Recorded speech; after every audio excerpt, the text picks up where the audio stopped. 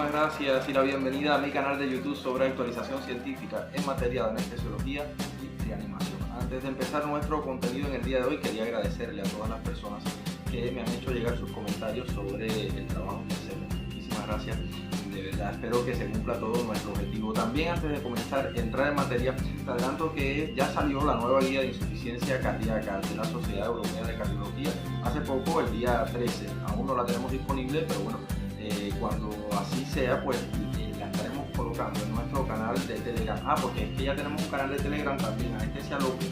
En ese canal usted se puede unir y consultar todo el material sobre el cual nos basamos para hacer cada uno de nuestros videos. Así es que ya sabes, son algunas de las nuevas buenas que van llegando acerca de nuestro canal de YouTube. Y ahora sí vamos a entrar en materia y hoy estaremos abordando nuestra segunda conferencia sobre evaluación del cardiópata para cirugía no cardíaca. En la conferencia anterior estuvimos conversando sobre la evaluación del riesgo clínico dependiente del paciente y el riesgo quirúrgico dependiente de la intervención.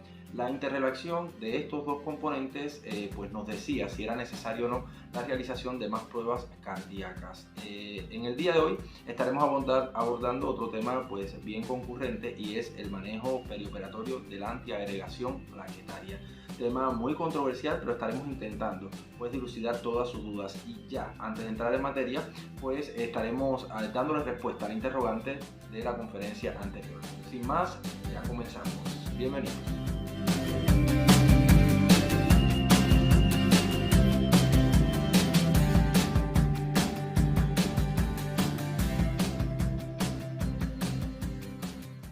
La antiagregación plaquetaria es un tema bien concurrente en la práctica actual de la anestesiología. Muchísimas han sido las guías publicadas, pero hoy vamos a tratar de dilucidar algunos de los aspectos esenciales, o mejor dicho, más controversiales.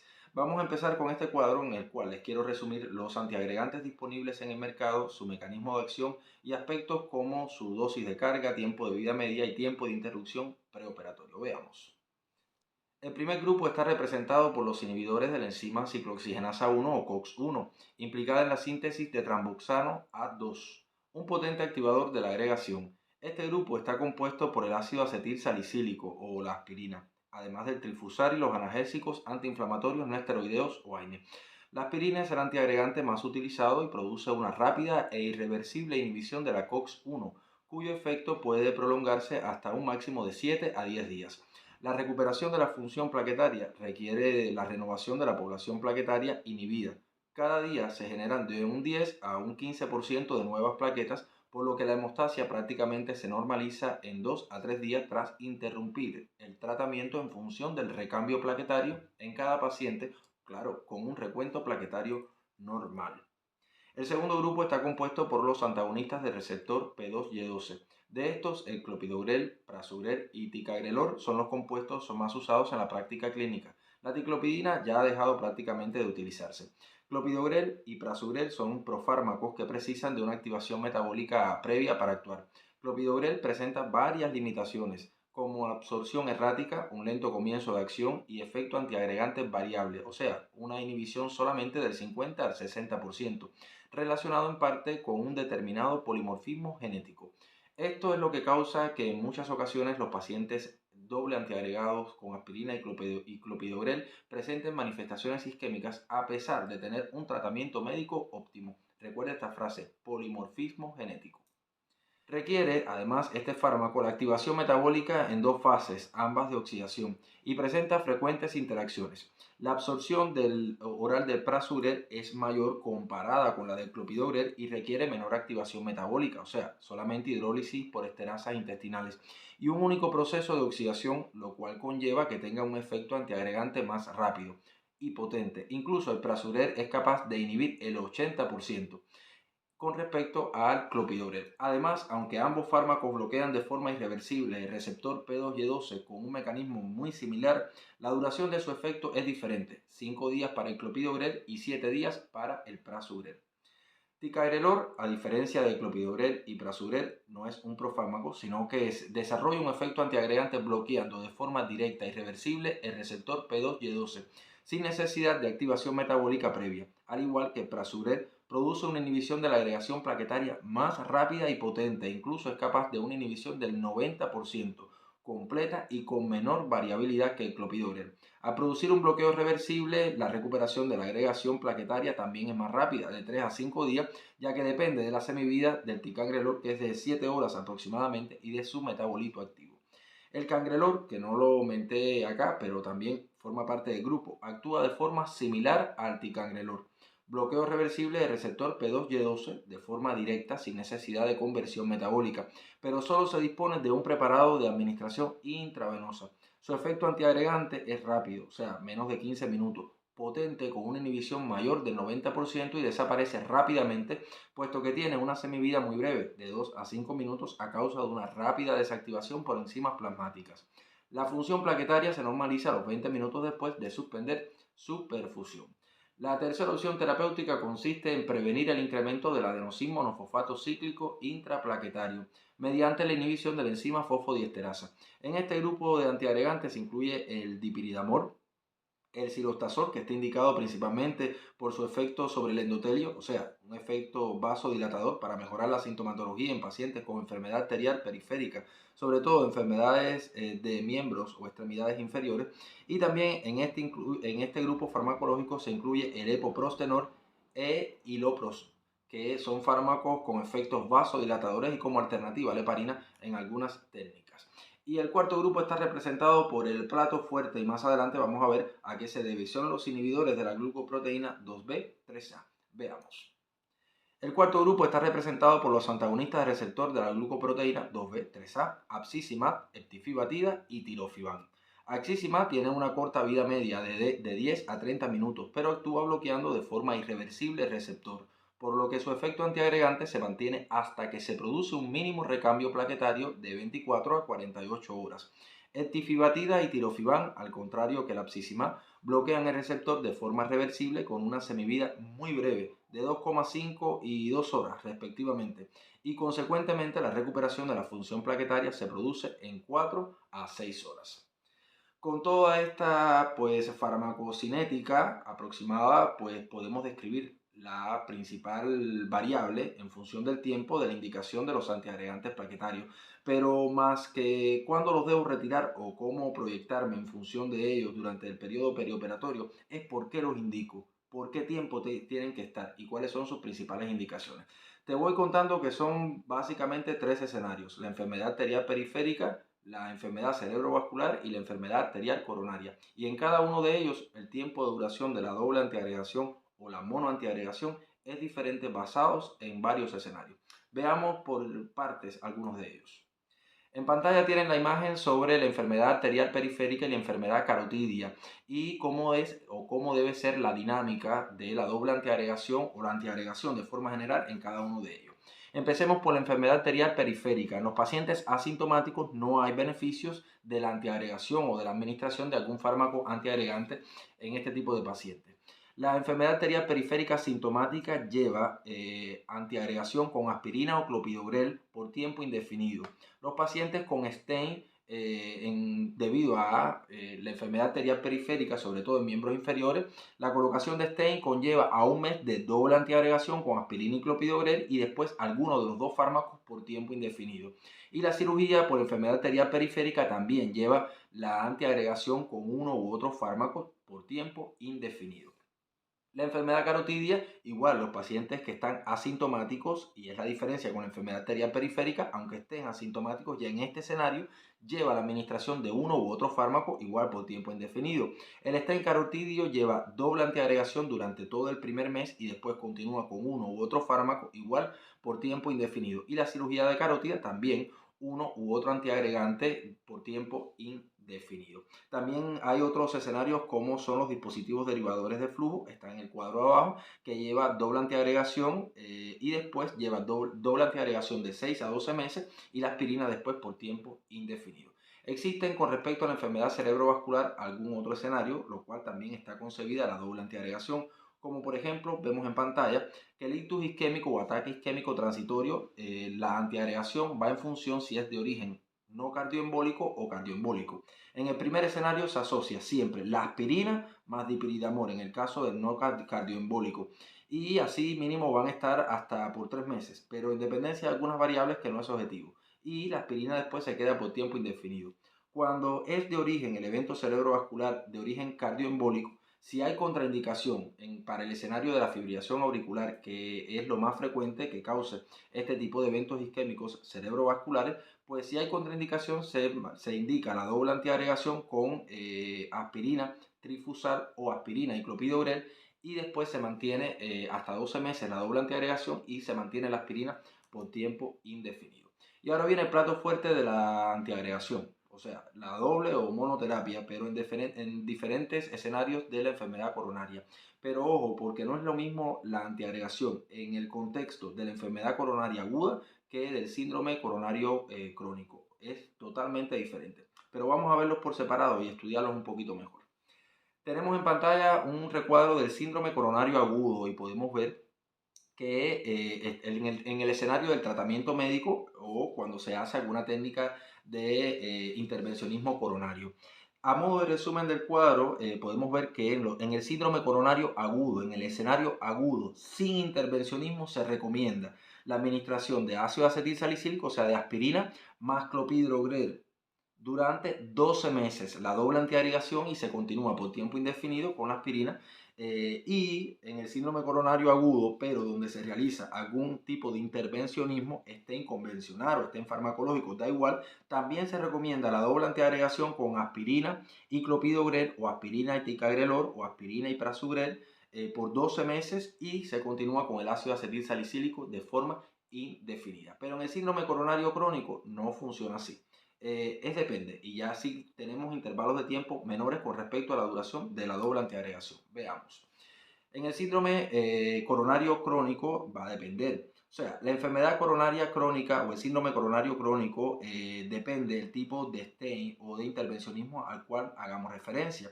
Si ponemos un intervencionismo percutáneo con stent convencional, pues debe durar la administración, se indica la administración de doble antiagregación, aspirina y clopidogrel durante mínimo 30 días o un mes, pero después se indica la administración de aspirina por tiempo indefinido. Y cuando se coloca un stent fármaco pues se indica la doble antiagregación mínimo de 3 a 6 meses y se continúa con la aspirina por tiempo indefinido a partir de los 6 meses. O sea, de forma general, siempre la aspirina va a estar como consecuencia de la prolongación del tratamiento de forma indefinida, y siempre pues también está incluida dentro de los esquemas de doble antiagregación. Pero vamos a ver esto un poco más detalladamente porque, ojo, y repito, no es lo mismo la doble antiagregación en el escenario de un síndrome coronario agudo que un síndrome coronario crónico. Pero además hay otro detalle importante y que quería hacer referencia, y consiste en que existen factores de riesgo a la hora de determinar si mi doble antiagregación debe durar de 3 a 6 meses. Es un tiempo impreciso y esto va a depender de algunas otras variables que son importantes a la hora de la evaluación de riesgo. Veamos.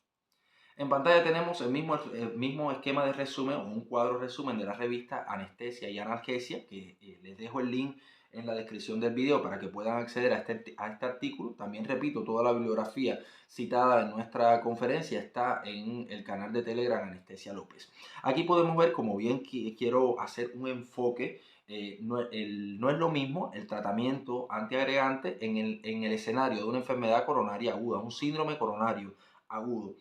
Independientemente del tipo de tratamiento, si es un tratamiento médico, solamente la doble antiagregación por 12 meses y después la aspirina en monoterapia continuada. Si se hace un tratamiento trombolítico, del día 14 a los 12 meses va indicada la doble antiagregación y la aspirina en monoterapia por tiempo prolongado.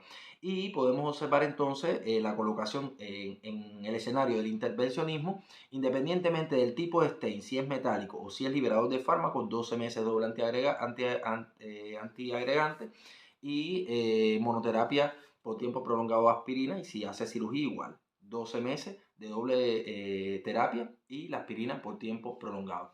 No ocurre así en el síndrome coronario crónico, donde la colocación, por ejemplo, de un stent metálico, la doble antiagregación es mandatoria, como bien te decía anteriormente, durante los primeros 30 días. Y si es liberador de fármaco, pues es de 3 a 6 meses. Pero específicamente, ¿de qué depende de 3 a 6 meses?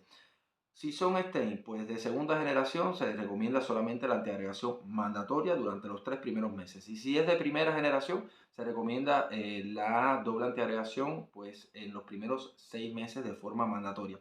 Pero no solamente depende del tipo de stent, también depende de muchos otros factores de riesgo, claro, dependientes del equipo, pero también dependientes de las comorbilidades o del paciente.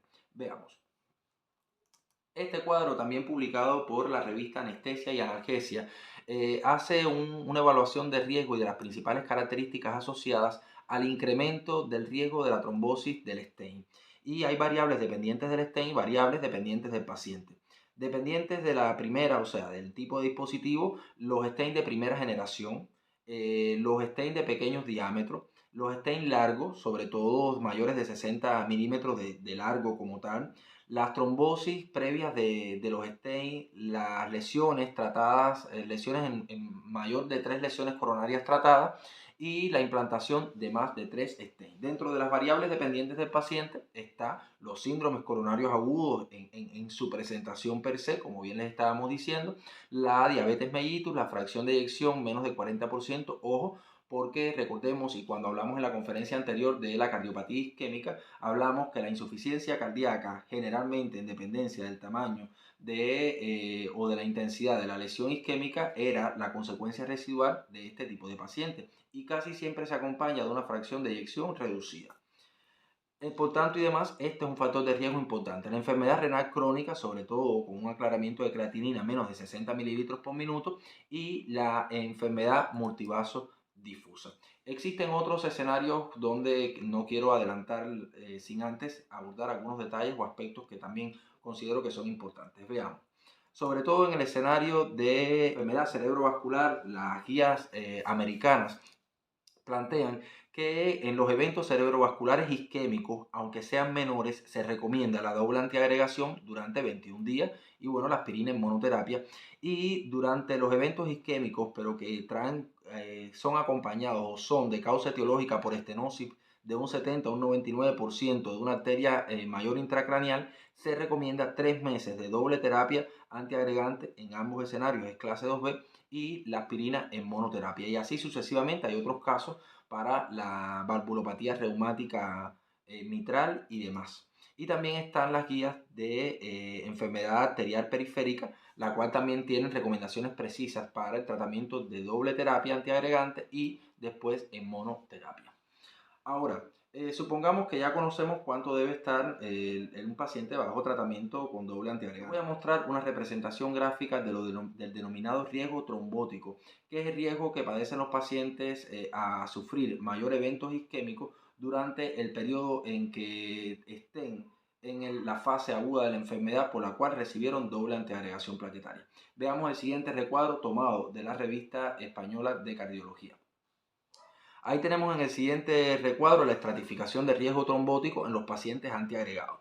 Por ejemplo, hablábamos de que un paciente se colocaba un stent, digamos, independientemente liberador de fármaco o un stent metálico de primera o segunda generación, da igual, en el contexto de un síndrome coronario agudo y decíamos que tenía que estar 12 meses con terapia antiagregante. Pero ¿qué sucede? Que el mayor riesgo trombótico en este tipo de pacientes, recuerde que estamos en un síndrome coronario agudo, el mayor riesgo trombótico lo tienen en los primeros 6 meses, durante lo cual es muy poco probable las posibilidades de suspender la doble antiagregación, independientemente de si la cirugía tiene un riesgo hemorrágico alto o no. A partir de los 12 meses ya viene un riesgo intermedio, de los 6 meses, perdón, ya viene un riesgo intermedio y después el riesgo disminuye. Sin embargo, por ejemplo, tomamos como punto de partida el tratamiento médico solamente en un síndrome coronario agudo, el mayor riesgo trombótico lo tiene en los 3 primeros meses o 90 días y a partir de ahí el riesgo disminuye consecuentemente. En la enfermedad coronaria estable, en el síndrome coronario crónico, como se denomina actualmente por la guía, no ocurre igual. En el contexto de una enfermedad coronaria crónica, la implantación de un stent, independientemente del tipo y tal, pues los 3 primeros meses son la temporada más crítica de riesgo trombótico y así va disminuyendo consecuentemente. Pero ojo, y quiero que observen un detalle importante, que independientemente del tipo de stent, si se asocia a alguno de los factores de riesgo que estuvimos dialogando anteriormente, dependientes de la variable o del dispositivo y dependientes del paciente, Con esos factores de riesgo, o sea, eso es lo que se denomina una ICP compleja, pues se aumenta el periodo de riesgo. Inclusive en el síndrome coronario agudo tiene este periodo de riesgo trombótico elevado, e incluye los primeros 12 meses e incluso los primeros 6 meses en la enfermedad coronaria o síndrome coronario crónico. Veamos una representación de riesgo trombótico bajo, moderado y alto que hace Juan Vicente Yao en la segunda edición de su libro o Tratado de Medicina Transfusional Perioperatoria, el cual este capítulo específicamente de antiagregación les dejo en la descripción del video y en el canal de Telegram. Veamos. Juan Vicente Yao pues hace una estratificación de riesgo trombótico igual en bajo, moderado o alto, atendiendo a las mismas variables, lo que en el caso anterior le hicimos una representación gráfica teniendo en cuenta cada uno de los escenarios. Otro elemento importante no solamente es el riesgo trombótico para decidir si le suspendemos o no la doble antiagregación o la antiagregación si la está tomando a nuestro paciente. Hay otro aspecto y es lo que se denomina riesgo hemorrágico y tenemos que buscar el equilibrio entre el riesgo trombótico si es alto, moderado o bajo y el equilibrio entre el riesgo hemorrágico si es alto, moderado o bajo dependiente del tipo de intervención. Pero ojo, por ejemplo, para que nos vayamos entendiendo, una cirugía, una hemicolectomía, una cirugía abdominal abierta, como lo es una hemicolectomía, se supone que deba sangrar más que una cirugía, por ejemplo, de retina en la cámara posterior del ojo. Pero, ¿qué sucede? Que durante la hemicolectomía es más probable que el cirujano tenga mayor habilidad para coadyuvar un sangrado posible o probable que se presente, y no siendo así en la cámara posterior del ojo durante la cirugía de retina. Por tanto, la cirugía de cámara posterior tiene mayor riesgo de sangrado, representa mayor riesgo de esta variable con respecto a la hemicolectomía o la cirugía abdominal abierta. Por tanto, el riesgo de sangrado no es la cantidad de sangre de cualquier cirugía, sino las posibilidades de coadyuvar el mismo durante la intervención o durante el procedimiento. Veamos el siguiente cuadro que ya está en pantalla. Ahí tenemos la estratificación de riesgo hemorrágico según el tipo de cirugía, bajo, moderado o alto. Y tenemos el riesgo de sangrado también que propone Juan Vicente Yao en su libro. Ojo, hay una guía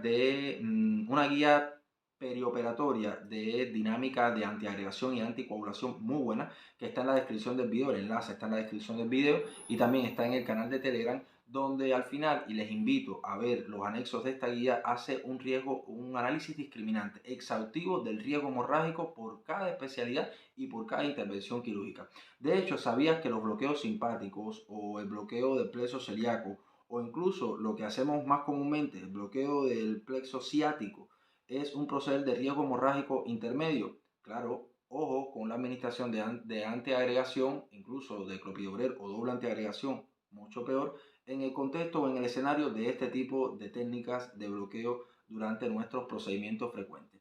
Por esto mismo les invito a ver este artículo que está en el canal de Telegram, donde hace un análisis discriminante de cada uno de los riesgos bajo, intermedio o alto, atendiendo a la posible o probable hemorragia y dependiendo de cada intervención o procedimiento. Ahora te invito a ver un esquema sobre cómo proyectarnos o sobre cómo conducirnos durante el perioperatorio en un paciente con antiagregación o doble antiagregación independientemente de su indicación. Ahí tienen en pantalla un paciente con tratamiento antiagregante y este esquema, ojo, representa la conducta o proyección que debemos tener ante este tipo de escenario. Si es una urgencia quirúrgica, y ahora más adelante hablaremos de este aspecto, pues procede el paciente a la cirugía. Si tiene prevención primaria, pues se suspende la antiagregación que esté tomando el paciente. Recuerden que las guías actuales plantean, sobre todo la guía canadiense, que no recomiendan ni continuar ni iniciar la administración de antiagregación plaquetaria en pacientes donde su administración sea de forma primaria. Después de esto, pues, y antes de pasar con el cuadro, administración primaria es los pacientes que tengan factores de riesgo, pero que no han tenido eventos, digamos, agudos. Por ejemplo, es el paciente que sea fumador, obeso, sedentario, que tenga factores de riesgo como hipercolesterolemia, hiperlipidemia y demás para sufrir un evento cardíaco, pero aún no ha tenido manifestaciones anginosas ni mucho menos infarto agudo del miocardio. Por tanto y demás, la administración de antiagregantes en este escenario o el primero de los factores de riesgo es prevención primaria y no está indicada. Sin embargo, la administración de antiagregación en un paciente con algún evento coronario o incluso arterial periférico cerebrovascular denotado de forma aguda, pues ya es prevención secundaria. En este escenario no se suspende la antiagregación en monoterapia con aspirina en ningún concepto. incluso en cirugías con alto riesgo hemorrágico. Pero sigamos viendo el recuadro. Si la cirugía, si tiene prevención primaria, como bien decíamos, pues no se continúa con la administración del antiagregante, de hecho no está indicada durante la prevención primaria. Si tiene un alto riesgo, si es prevención secundaria, perdón, evaluamos el riesgo trombótico que tenga el paciente. Si tiene un bajo riesgo trombótico, pues mantenemos la aspirina, siempre se va a mantener en todos los escenarios, y se suspende los fármacos, los inhibidores del P2Y12 como ticagrelor, clopidogrel, prasugrel y demás. Si tiene un riesgo trombótico, o sea, no hay problema porque su riesgo trombótico es bajo. Por ejemplo, estamos hablando de un paciente que tuvo un STEMI, pero ya hace más de un año, independientemente de la causa. Ya esto es un riesgo trombótico bajo. Y entonces aquí sí podemos darnos el lujo de suspender la doble antiagregación y lo ponemos en monoterapia simple con aspirina. Ahora, continuamos o observemos qué pasa en el escenario de riesgo trombótico moderado o alto. El riesgo, este incluye, por ejemplo, los pacientes a los cuales se les colocó un stent, por ejemplo, metálico, en el escenario de un síndrome coronario crónico hace, por ejemplo, 6 meses, o un stent liberador de fármaco de segunda generación, pero hace 8 meses. Aquí el riesgo moderado, intermedio y alto. Y entonces, en este tipo de escenario hay que hacer un análisis multidisciplinario del paciente, pero además hay que individualizarlo sobre todo. Veamos entonces que si el riesgo trombótico es moderado o alto y la cirugía es diferible, pues se pospone hasta que pase el tiempo y podamos darnos el lujo de que disminuya el riesgo trombótico y poder retirar la doble antiagregación. Si la cirugía no es diferible, pues se evalúa entonces el riesgo hemorrágico. Si el riesgo trombótico es alto y el riesgo hemorrágico de la cirugía es bajo, se mantiene la aspirina y se mantiene el inhibidor del P2Y12. Si el riesgo trombótico es moderado o alto y el riesgo hemorrágico es moderado, pues se mantiene la aspirina y se valora la suspensión del inhibidor P2Y12. Y si es muy alto el riesgo hemorrágico de la cirugía y muy alto el riesgo trombótico del paciente, entonces está indicada lo que se llama puenteo de la antiagregación o terapia de puente, mejor dicho. Ahora veamos en este cuadro que tenemos a continuación el esquema o la dinámica que propone Juan Vicente Yao en su texto antes mencionado, donde hace confluir también el riesgo hemorrágico y el riesgo trombótico y las posibles o probables decisiones o alternativas en cuanto a la dinámica del manejo de los antiagregantes. Como se ha comentado anteriormente, en pacientes que tienen un riesgo trombótico muy alto y precisan una intervención quirúrgica con un riesgo hemorrágico también muy elevado, hay un problema. Y es que la suspensión de la antiagregación de la doble antiagregación conlleva a un aumento del riesgo de trombosis. Y sin embargo, mantenerla pues conlleva a un riesgo aumentado de hemorragia durante el proceder. Por tanto, la vía o el escape para este tipo de situaciones es buscar un equilibrio entre uno u otro. Y es lo que se ha definido como terapia de puente en este contexto. Con este objetivo, pues se ha elaborado protocolos o esquemas sobre el tratamiento o manejo de los antiagregantes en la terapia de puente. Pero ojo, el tratamiento con anticoagulantes orales no resulta una terapia de puente para los pacientes que requieran antiagregación en cualquier tipo de estos escenarios. El tratamiento con anticoagulantes, dígase heparina no fraccionada, heparina de bajo peso molecular, fondaparinub o demás, no sustituye el tratamiento antiagregante plaquetario. Para estos casos especiales se sugiere pues, considerar la opción de utilizar terapia de puente con un antiagregante plaquetario de acción corta y reversible. Y con este objetivo, pues los inhibidores de la glucoproteína 2B3A pues, son el plato fuerte o los reyes de la fiesta, para decirlo de alguna forma, porque tienen un tiempo de duración primero bien corto y además su administración intravenosa permite la mejor medicación o la mayor utilidad durante este periodo perioperatorio. Los inhibidores de la glucoproteína 2B3A de acción corta, como el tirofiban y la eptifibatida, han sido utilizados en pequeños estudios de forma segura en términos de sangrado y eficaz en términos de protección antitrombótica. El cangrelor es un nuevo inhibidor reversible del P2Y12 de administración intravenosa. También tiene un efecto antiagregante rápido y potente, con una inhibición de más del 90% de las plaquetas, con una vida media muy breve. La función plaquetaria se normaliza a los 20 minutos después de suspender la perfusión, por lo que ha sido probado con su eficacia. Ahí tienen un recuadro o un esquema de interrupción de antiagregantes plaquetarios para el paciente un esquema convencional donde se detiene prasugrel 7 días previo a la intervención quirúrgica, clopidogrel y ticagrelor 6 días previos a la intervención, 5 días previos a la intervención quirúrgica, y el dipiriamol, cilostazol y determinados otros fármacos 72 horas previos a la intervención quirúrgica. Este esquema propuesto por la revista española de cardiología sobre el esquema de administración de antiagregantes plaquetarios por vía endovenosa como terapia de puente, ahí les muestro las dosis. Ojo, porque tiene la misma dinámica de suspensión de los antiagregantes orales. Ahora, 72 horas después, 72 horas después de haber suspendido la antiagregación oral, se inicia la perfusión intravenosa del antiagregante plaquetario, del segundo antiagregante plaquetario, porque veamos arriba que la aspirina se continúa. Si es terapia de puentes, porque el paciente tiene un riesgo trombótico alto y una necesidad imperiosa de estar doble antiagregado. Por tanto y demás, la aspirina en este contexto nunca se va a suspender, se mantiene durante todo el periodo perioperatorio. Y como alternativa a esto se administra un fármaco de acción muy corta que le permita al paciente estar doble antiagregado, pero que este mecanismo de acción o este efecto antiagregante sea muy breve o con una duración muy breve después que yo detenga la infusión. Por eso es que estos fármacos se inician 72 horas después de suspender el segundo antiagregante y en dependencia de su tiempo de acción, pues se eliminan o se detiene la infusión previo a la cirugía. Veamos que de 4 a 6 horas con una media de 5 horas se detiene el tirofiban y el tifibatida. Y el cangrelor se detiene una hora antes de la cirugía. Y después, próximamente de 4 a 6 horas, se reinicia nuevamente la infusión o la perfusión endovenosa con estos antiagregantes y de 24 a 72 horas, después estaremos hablando de esto, se reinicia la administración del antiagregante oral. Tienen otro esquema propuesto por Juan Vicente Yao en su texto, está más claro, es prácticamente lo mismo que el esquema anterior. Ahora, ¿cómo y cuándo reintroducir la antiagregación durante el periodo posoperatorio? El principal factor a tenerse en cuenta para reintroducir la antiagregación es haber conseguido una adecuada hemostasia quirúrgica durante la intervención y ausencia de hemorragia post procedimiento. Así, el momento exacto pues, para reintroducir la antiagregación no está claro, pero debe ser una decisión consensuada y multidisciplinaria.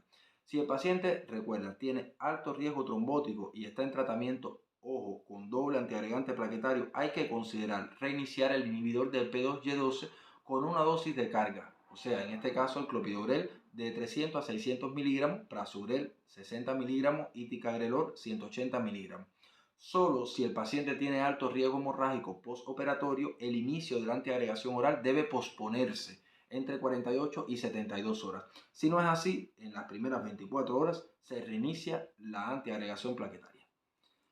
Veamos entonces algunos aspectos generales con algunas excepciones. Por ejemplo, el ticagrelor decíamos que se detenía 5 días igual que el clopidogrel previos a la intervención quirúrgica, pero se pueden valorar en algunos de los escenarios 3 días, incluso en las famosas urgencias diferibles o urgencias aplazables o semiurgencias, como quieras llamarlo o como lo hemos hablado en nuestro canal. Y este es específicamente el tema relacionado con la cirugía de cadera.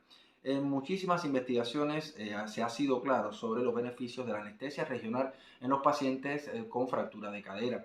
Y es que evidentemente a veces es mucho más ventajoso la administración de una técnica neuraxial que no se puede en un paciente doble antiagregado o que tome clopidogrel o algún otro antiagregante plaquetario.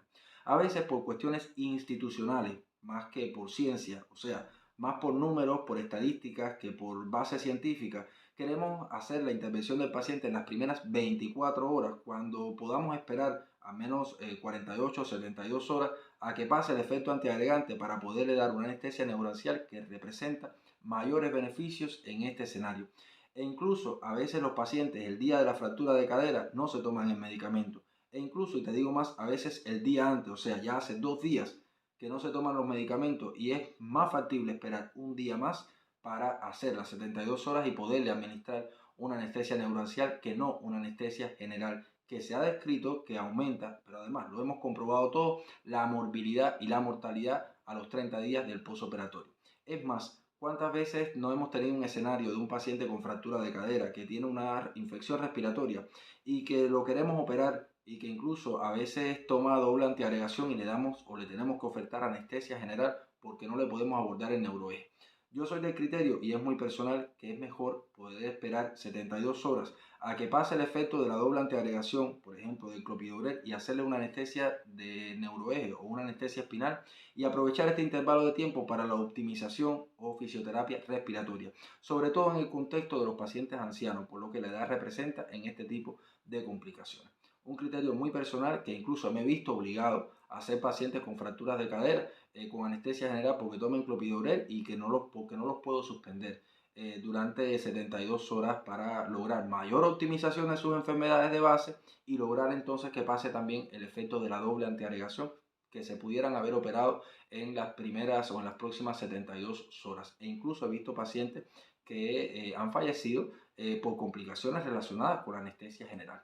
Pero la cirugía de cadera no es el tema de nuestra conferencia. Sigamos viendo el próximo recuadro. Y en este próximo cuadro tenemos un esquema a modo de resumen sobre la actuación ante cirugía urgente o hemorragia relacionada con los antiagregantes plaquetarios.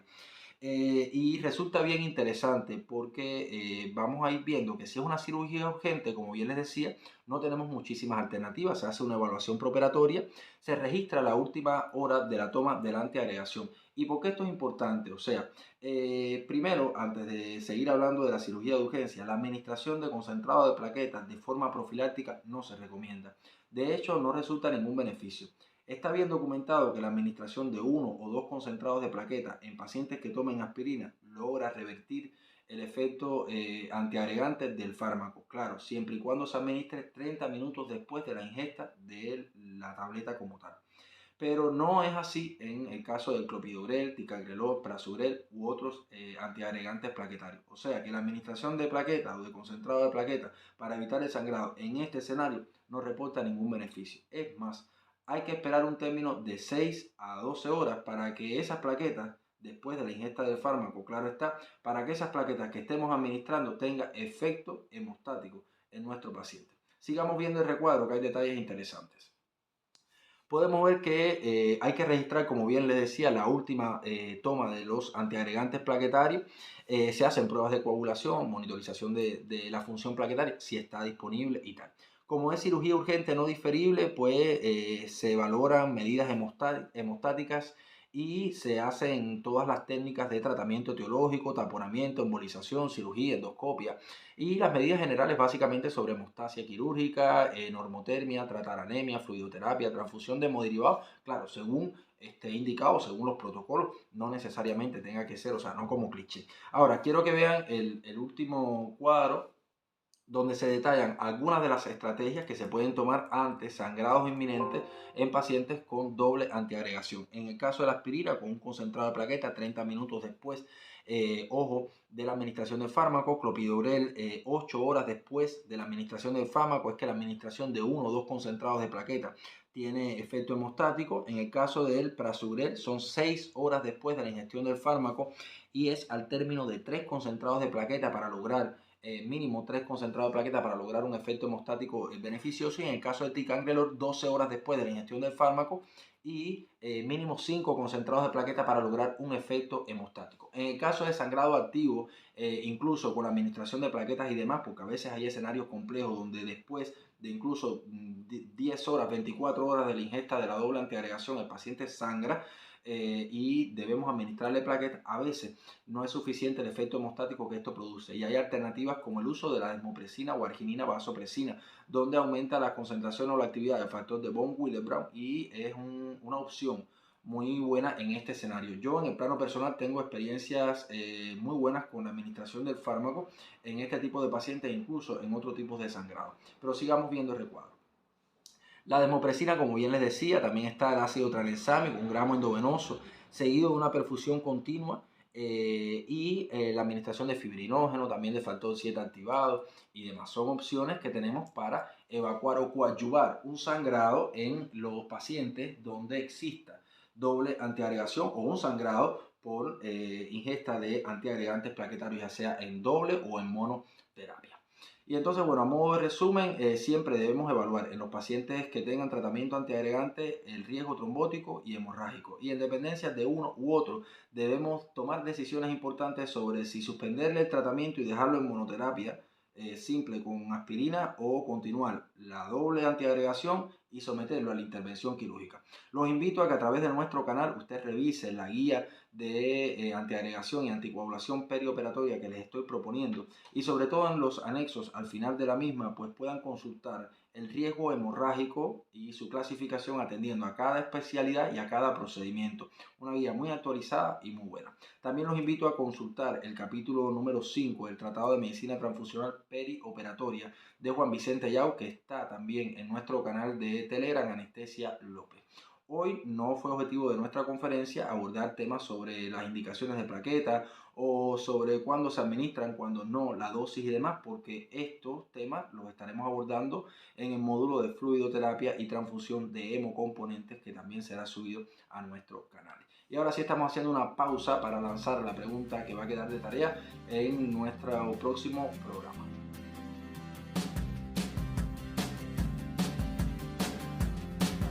Quiero pues agradecerle a todas las personas que se comunican conmigo, reiterarles el saludo y las gracias por estar en nuestra sintonía y adscritos a nuestro canal de YouTube. Agradecerle también a excelentes profesionales y colegas de la práctica de la anestesiología que también me envían sus sugerencias y agradecerle un saludo a mi papá porque es un crítico pues enorme. De hecho me dijo que la camisa del programa anterior estaba fea, pero bueno, no importa, en esta edición me la cambié. Y entonces nada, agradecerle, mandarle un saludo desde acá, desde mi canal, agradecerle a mi mamá, a mi familia y a todas las personas que de una forma u otra apoyan también mi programa. Entonces nada, muchísimas gracias, nos vemos la semana que viene y no te olvides suscribirte al canal, darle like y activar las notificaciones para que tengas todo lo nuevo que va saliendo en materia de la anestesiología. Actualidad científica para que todos juntos aprendamos. Recuerda, nos vemos próximamente porque la ciencia que nos une es lo que nos hace parecidos. Saludos desde León.